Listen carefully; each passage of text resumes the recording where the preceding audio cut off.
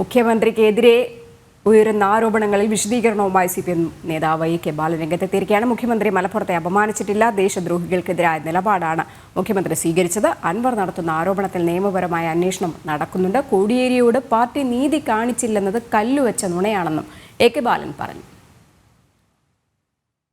മലപ്പുറം ജില്ലയിൽ 43% വോട്ടാണ് കഴിഞ്ഞ നിയമസഭാ തെരഞ്ഞെടുപ്പ് LDF ലഭിച്ചത്. ഈ അനുകൂല്യത ഇല്ലാതാക്കാനുള്ള ഗൂഢശ്രമം പൊളിക്കുക എന്നുള്ളത് കഴിഞ്ഞ 8 വർഷം മുമ്പേ തുടങ്ങിയതാണ്. അതിൻ്റെ അവസാനത്തെ കണ്ണിയാണ് അൻവർ.